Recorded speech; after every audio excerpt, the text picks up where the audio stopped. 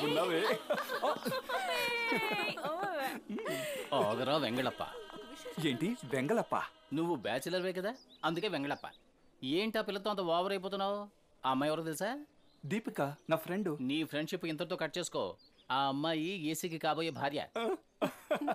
హే దీపిక, ఇలారా. సార్ ఏదో చెప్తున్నారు విను. Good morning madam. ఏంటి ఏం లేదు, మీరు ఏసీ గారిని లవ్ చేస్తున్న విషయం ఈ కుర్రాడికి చెబుతున్నాను అంతే. కొంచెం ఇలా రండి. మీరు ఏసీ గారిని లవ్ చేస్తున్న విషయం టీం మహేష్ స్వయంగా ఆయనతో చెప్పాడు. సారు చాలా హ్యాపీ, అందుకే ఓ చిన్న సెక్యూరిటీ విజిట్ అప్పుడప్పుడు వెళ్ళి రమ్మన్నారు.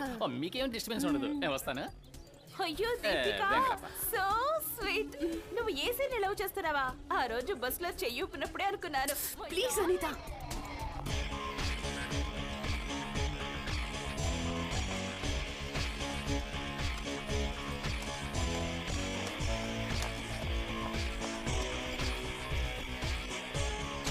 మిరపకాయ చట్నీ చేయడం ఎలా మావా? మిరపకాయ చట్నీ. ఓ నువ్వే చెప్పు. ఎరుపు మిరపకాయలు తీసుకొని వాటి తొడాలు గిల్లి ముక్కలు ముక్కలుగా కట్ చేసి వేడిగా ఉన్న కళాయిలో వాటిని వేయాలి. అది దగాని వేడెక్కేటప్పుడు కరా అని వేయించాలి. తర్వాత దాన్ని తీసి రోటిలో వేసి రోకలితో ధనా అని దంచవలను. ఎందుకు ధనా అని దంచవలను? ప్రీతి మిక్సీలో వేసి సులభంగా నూరవచ్చును కదా. నూరొచ్చునే. మనకి కావలసినది కారంగా ఉండే మిరపకాయ చట్నీ. ఓ అలాగా. నేను ఏసీని కూడా లవ్ చేస్తానని చెప్పింది నువ్వు ఏసీతో చెప్పావా? అవును చెప్పాను. ఎందుకు చెప్పావు? నువ్వు చెప్పావు, నేను చెప్పాను. నేను అబద్ధం చెప్పాను. నువ్వు అబద్ధం చెప్పావు, నేను నిజం చెప్పాను. How dare you? ఆగాగాగాగాగు. సో నువ్వు చెప్పింది అబద్ధం అయితే నీ మనసులో ఉన్న రూమ్ ఖాళీగానే ఉంది. అది ఏసీ రూమ్ కాదు. నువ్వు అని ఒక మాట చెప్పు, నేను ఆ రూమ్ లోకి వచ్చేస్తాను. నువ్వు నా గురించి క్లియర్ గా, నిదానంగా, ప్రశాంతంగా ఆలోచించు. Take your own time.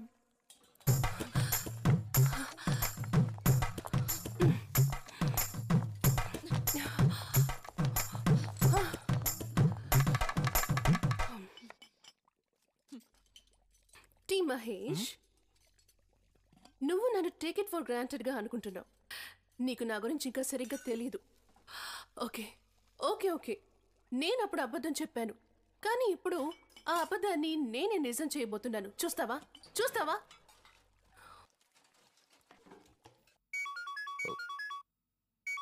Excuse me.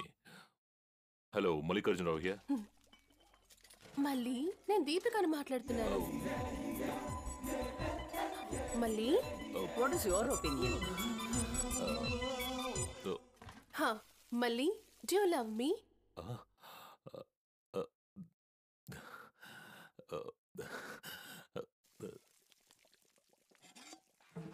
చెప్పు, నువ్వు నన్ను లవ్ చేస్తున్నావా లేదా?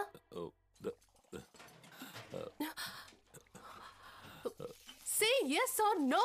You tell me. Yes. Sorry. Yes. Thank you.